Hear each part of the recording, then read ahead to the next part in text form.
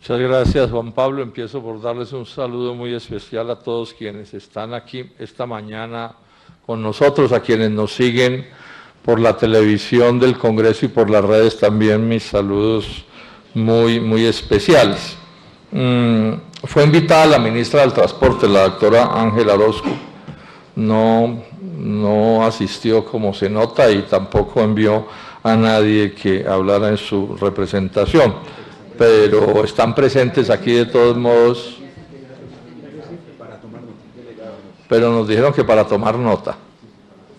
Sí, bueno, no es lo mismo porque los invitamos a que explicaran la política del gobierno, pero bueno, pues digamos, era importante informarlo, pero cada quien toma sus decisiones.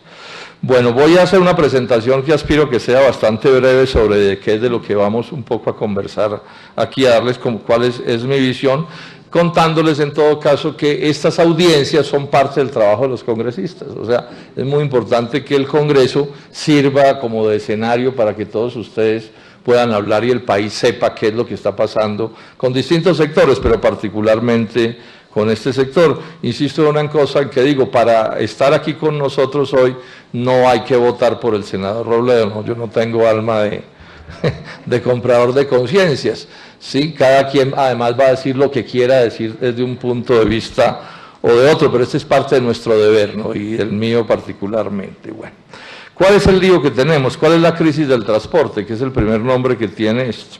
Yo diría que lo primero es que tenemos una política oficial, la del gobierno nacional, que genera el desorden y la crisis. Son dos características del sector. Una crisis profunda y un desorden institucional. Hay sobreoferta de vehículos, hay altos costos, hay corrupción. Auspicia el gobierno de una u otra manera la corrupción. En segundo término, mencionemos también muy sucintamente que hay un problema de baja rentabilidad del sector. Estamos hablando de todo el transporte. O sea, un problema de baja rentabilidad, y si no hay rentabilidad, pues la crisis es evidente, y no hay rentabilidad porque tenemos un alto costo país. Entonces, en Colombia, por ejemplo, son muy altos los impuestos a los combustibles, tenemos uno de los peajes más caros del mundo, ¿sí? Y al mismo tiempo tenemos una cosa que se menciona poco, pero la tasa de interés de los créditos al transporte es muy alta, y resulta que este es un negocio que requiere de créditos, y al mismo tiempo los fletes o las tarifas son muy bajas. Con mis saludos, concejal Sarmiento, por estar aquí con nosotros. En tercer término, tenemos un parque envejecido, ¿no? O sea, hay una cantidad grande de vehículos que todos sabemos están pues en unas condiciones de tiempo de servicio supremamente largas, y eso es parte del problema. Y esto en buena medida sucede porque no hay el respaldo necesario a la renovación de los equipos. Renovar equipos en transporte no es nada fácil, y el gobierno no hace lo que debería hacer. Hay un problema de ilegalidad gravísimo. Esta, a mi juicio, es uno de los cánceres del sector que se lo está comiendo, ¿no? Porque la ilegalidad es el caos, es la corrupción, es todo tipo de problemas. Mencionemos también que hay una situación en los costos de los combustibles y en el maltrato a las estaciones de servicio. O sea, lo voy a enfatizar más adelante, pero la política en general es la política del monopolio. O sea, de coger este sector que siempre ha sido un sector de pequeños y medianos empresarios, ¿sí?, de uno u otro tipo, para convertirlo en un negocio de monopolios y ojalá de transnacional. Yo creo que en últimas el problema es ese, porque todo trabaja en esa dirección. Hay un problema de seguridad social y de garantías laborales de los trabajadores del sector, los asalariados, de todo el sector. Esto es un asunto que hay que resolver porque pues, las condiciones allí son bastante malas. Y redondeo diciendo algo que yo dije, no hay una política de promover la crisis en el sector. Por ejemplo, hay una política de promover la sobreoferta, y eso está clarísimamente establecido en los tratados de libre comercio. La sobreoferta es promover la ruina al final y abrirle campo al monopolio y en especial a las transnacionales. Bueno, dicho esto, como una visión general, voy a hacer algunas menciones sobre cada caso, y empiezo tocando el caso de Uber, que estuvieron en un fuerte paro en días pasados. El caso pues de los taxistas, pero digamos el daño que Uber y otras aplicaciones le están haciendo. En relación con el paro, además de mencionar que fue bastante fuerte, es un paro justísimo. Este es un tema que tenemos que explicarle a los colombianos. Y es un paro justo, ¿por qué? Porque es que hay hambre en el sector, hay desempleo en el sector, hay compatriotas que avanzan hacia la ruina, hacia la pérdida de sus patrimonios. Eso no son cuentos. Y esto sucede, y esto es de una gravedad inaudita, porque quienes están compitiendo con ellos, Uber y otras aplicaciones, son ilegales.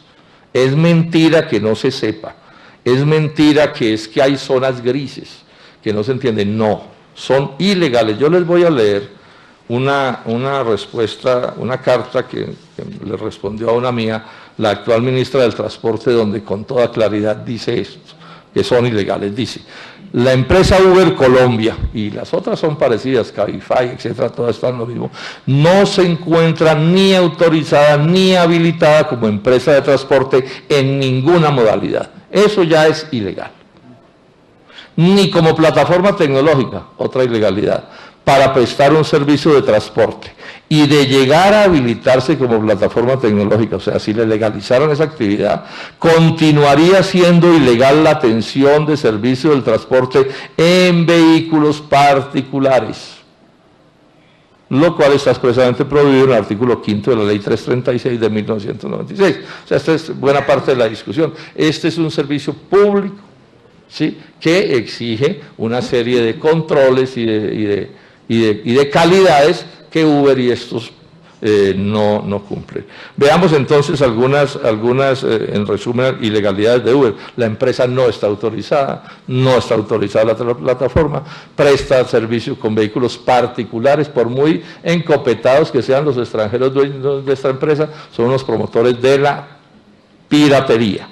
Competencia desleal, y la SIC no hace nada, la Superintendencia de Industria y Comercio, donde están demandados desde hace rato, no hace nada. El señor superintendente es una alcahueta de esta ilegalidad, porque ellos deben vigilar la competencia desleal, y la competencia desleal es, por sobre todo, que se compita violando la ley.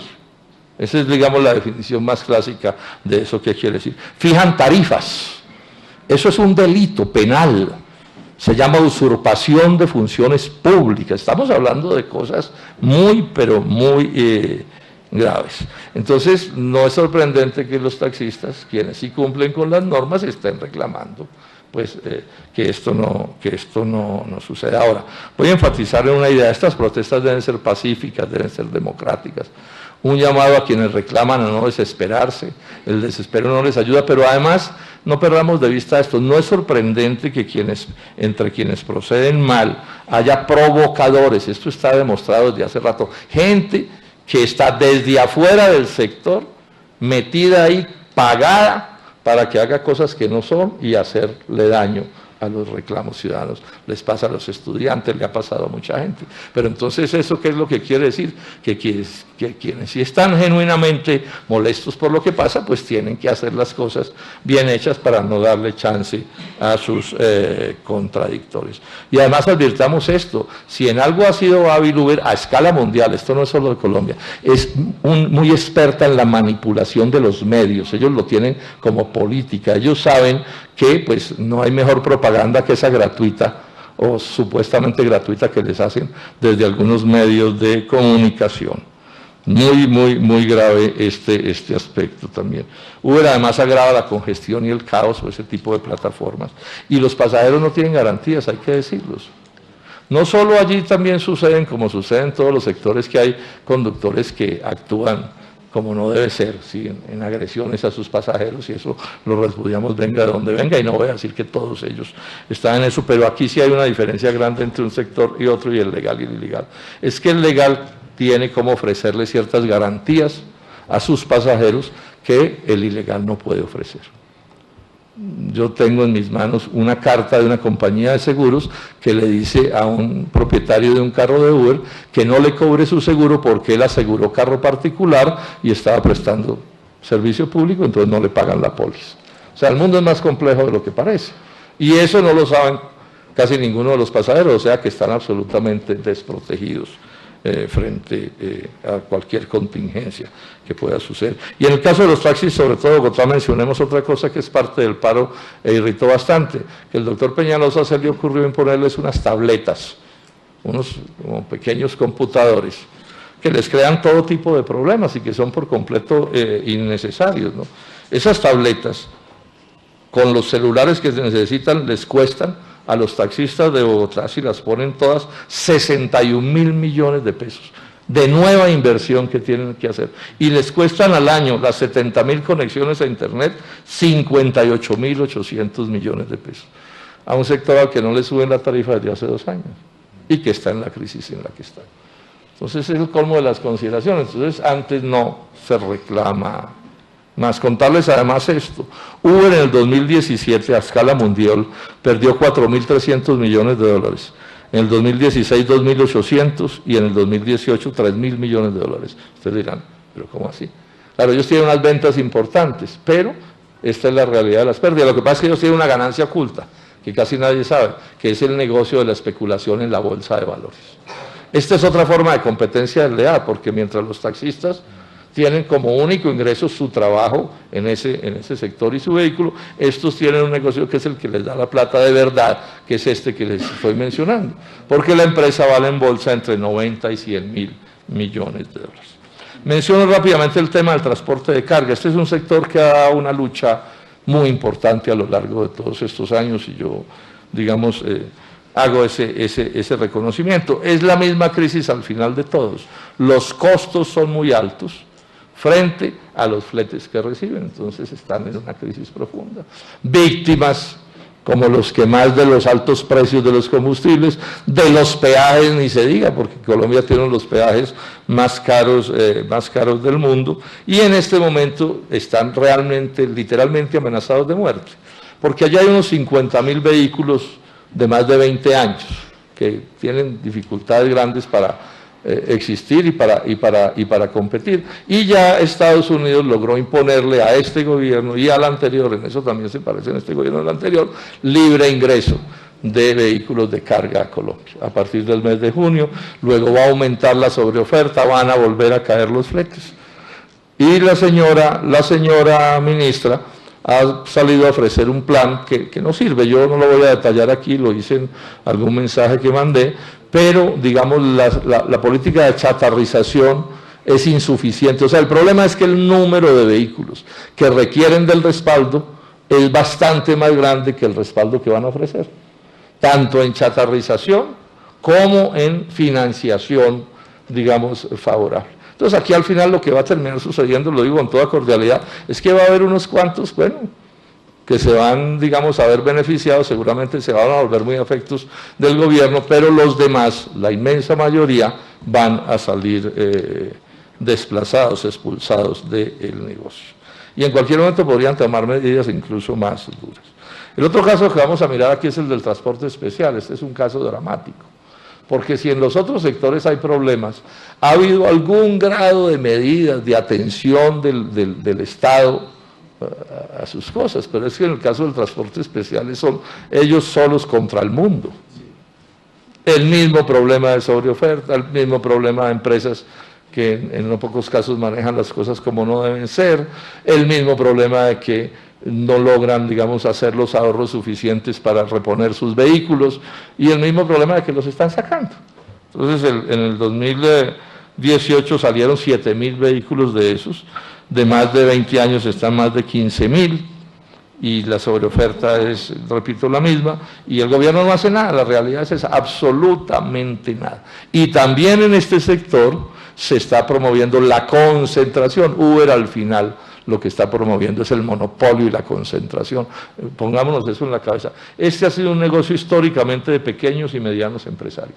Y bueno, la decisión que han tomado desde hace rato, este y los anteriores gobiernos, es sacarlos para promover que el monopolio, para promover las transnacionales, es decir, el abuso contra la ciudadanía. Hay gente que no lo entiende, pero Uber lleva hacia Rappi en lo que tiene que ver con quienes trabajan en el sector. O sea, el desconocimiento de los más elementales derechos. En la situación de este caso se habla menos, pero ahí está el problema del transporte público colectivo, tanto urbano como intermunicipal. Allí también hay todo tipo de problemas, lo que pasa es que se menciona poco el caso, ¿no? Pero allí hay también ese mismo problema. Bueno, el modelo es clarísimo, es el modelo Transmilenio. ¿Qué es Transmilenio? Que donde había miles de propietarios quedan 3 o 4, ¿sí? Estos sí muy subsidiados, muy protegidos, con tarifas garantizadas, les alargan los contratos, ¿cierto? Como los grandes privilegiados de ese asunto. Y el transporte de carretera en un proceso va en la misma dirección. Perdón, el urbano ya está claro que es el Transmilenio, pero el interurbano, ¿sí? El intermunicipal, va en esa misma dirección. Eso también es un proceso, pero va en esa misma dirección. El caso de los conductores de todos los sectores lo quiero resaltar. Yo creo que aquí tenemos que hacer un esfuerzo para que ese tema de la seguridad social y de sus ingresos sea el que debe ser. Ningún sector está sano si maltrata a sus trabajadores. Ahora es evidente que hay una serie de presiones por la crisis en esa dirección, pero esto tenemos que reflexionarlo. Yo no dejo de repetir una idea: necesitamos un país donde el sol brille para todos, para todos. Los países sanos y sostenibles son aquellos donde puede haber una convivencia armónica, pero eso tiene que ver pues que a todo el mundo le vaya bien. El caso de las estaciones de servicio lo menciono aquí, que porque está su vocero, allá hay un problema, él nos lo va a explicar, gravísimo, también de concentración, de monopolio, y cuando los acaben de arrinconar, estén seguros que esas estaciones de servicio monopolizadas van a ser también un martillo contra la gente, Y entonces termino diciendo esto: grabémonos esta idea, el objetivo no es del libre comercio, no es lo libre, no es la libertad. Eso suena muy bonito. En nombre de la democracia y de la libertad no hay crimen que no se cometa. Entonces, ¿cuál es el objetivo verdadero del libre comercio? Es utilizar el libre comercio, digamos, mal entendido, como un martillo para llevar ¿a dónde? Al monopolio. Al monopolio. ¿Y al monopolio de quién? De las transnacionales. O sea, el mundo que están montando es un mundo donde las transnacionales, localizadas en todos los países de la tierra, hagan negocios entre ellas mismas, desplazando todas las formas de capitalismo, de economía de mercado que no sea de monopolio. O con esto. Es así de dura, digamos, la controversia que tenemos. O sea, no es que ellos estén confundidos, equivocados, no entiendan, no. Van por todo. Como decía un amigo, van por la lana, por el telar y por la que teje. Van por todo, y eso es el monopolio y la transnacional. Y es evidente que este gobierno no ha cambiado nada. Él alcanzó a hacer el doctor Duque unas cuantas carantoñas cuando fue candidato, ¿sí? Pero pues se quedó en las carantoñas, ¿sí? Y ya lleva casi un año, ya un año es tiempo largo. Solo nos podemos dejar meter el cuento, no, es que vamos en orden, primero hacemos una cosa y otra, no. Esto aquí toca como los pianistas, tienen que tocar con todos los dedos. O sea, no le pueden decir a un sector que los van a atender en julio del 2022. O sea, aquí necesitamos política ya para todos los sectores, y es lo que no vemos. En cuanto a soluciones, yo diría esto, y termino. Pues todo está para que lo discutamos entre todos, porque esto al final es una lucha. Entonces yo diría varios temas. Primero, la política no puede ser promover el monopolio, o sea, la política tiene que ser promover la pequeña y la mediana economía. Puede haber grandes también, yo no digo que no, pero tiene que haber, digamos, un ambiente para que puedan funcionar aquí un número grande de propietarios. Un poco lo que venía sucediendo antes y cada vez es peor. No a la ilegalidad. No puede haber un sector sano que promueve la ilegalidad. Miren, ya vamos en motocicletas, taxis. Eso es un transporte de altísimo riesgo, eso es una locura. Patinetas. No, esto es el caos. Es mentira que esto vaya a arreglar el problema de la ciudad. Yo soy arquitecto, yo algo entiendo de estas cosas. Cada vez va a ser peor el caos vial de nuestras ciudades. Que no nos metan mentiras. Son un servicio público, esto hay que lucharlo. Debe ser un servicio público, como la salud, como el agua. O sea, el sector no puede funcionar como un negocio de compraventa de aguacates o de verduras. Es demasiado serio lo que hay aquí en juego para que se maneje de esa manera. Tiene que haber control de los costos. O sea, no puede ser que quienes definen los costos les importe un pepino. Entonces, impuestos a los combustibles, peajes, tasas de interés, etcétera, etcétera. Los fletes, las tarifas que se fijen y las debe fijar el Estado, deben atender a la realidad para que el negocio sea rentable. O si no, el negocio se degenera. O sea, ¿qué sucede con los negocios de transporte donde la rentabilidad no aparecen? Pues el parque se va volviendo cada vez más viejo y más difícil y todo más problemático. En ese sentido hay que regular la oferta. Hay que regular la oferta. La lucha contra el caos vial de las ciudades tiene que ver con regular la oferta. Si a esto le meten cualquier número de carros, no va a ser posible que funcione. Y por supuesto, otra vez el tema de la seguridad social de los conductores. Por último, decirles esto, lo tenía de primero, yo creo que el principal problema del sector, ¿sabe cuál es? No son ellos, son ustedes. O sea, mientras ellos están organizados, son sistemáticos, saben cómo es todo, no se mueve una hoja sin que lo controlen, lamentablemente lo que vemos es un sector dividido y subdividido y contradividido. Casi que cada dos de este sector son una organización. Y entonces, claro, ellos los pueden tratar a ustedes como una montonera. Sí, porque pues, no hay interlocutor. Cuando de pronto se reúnen 50 dirigentes, eso es como para una película, hay que decirlo con toda franqueza, ¿es cierto? Porque es una cosa que uno dice, ¿cierto? Y ellos felices. Y promueven eso. Entonces me llamaba muy cariñoso y muy cordial. Es para que todas las organizaciones, todos ustedes los líderes, hagan esfuerzos por unirse, así no sean todo, porque siempre puede haber diferencias y matices, pero sí encontrar, yo no sé, 5, 6, 10 puntos para lucharlos y ver cómo se establece una jerarquía que tenga unos voceros reconocidos. Porque a FECODE la escuchan y logra cosas importantes, la organización de los maestros, porque a pesar de las diferencias que tienen entre ellos, está unida. Y el gobierno sabe que, por ejemplo, sabe con quién es que se reúne, no es con cualquiera. Están escogidos con quién se reúne. ¿Y qué van esos que son los voceros a defender? Este es el punto, a mi juicio, más complicado que se tiene. O sea, unirse, organizarse y luchar, porque ellos no quieren arreglar las cosas. Pero repito, lucha pacífica, lucha civilizada, lucha democrática. O sea, no le demos papaya, ¿sí?, a los enemigos de este sector, cogiendo un caso pequeño o particular y ampliándolo, porque esa es la astucia de nuestros contradictores. Yo un día le decía a alguien en un medio, le decía, bueno, pero si en una hectárea de tierra hay 10.000 palos de café y hay una mata de plátano, ¿qué tenemos ahí? ¿Un cafetal o un platanal? Ellos dirían que un platanal, así no haya sino uno. Sí, ese es el truco, pero nosotros no podemos darles papaya para que ese truco siga funcionando. Bueno, cuenten y termino, espero no haberme alargado mucho. Cuenten con que pues aquí seguiremos en este oficio haciendo todo lo que esté a nuestro alcance para que a ustedes les vaya bien y al país le vaya bien. El debate de fondo es que al país le va mal como están haciendo las cosas. Es mentira que lo que estén haciendo genere de verdad progreso. Así tengan a mucha gente engañada, porque son maestros del engaño, siempre lo han sido. Pero la razón está con nosotros, lo democrático está con nosotros, el verdadero progreso de Colombia está con nosotros. Bueno, entonces, escuchemos a todos quienes van a opinar sobre este tema. Muchas gracias.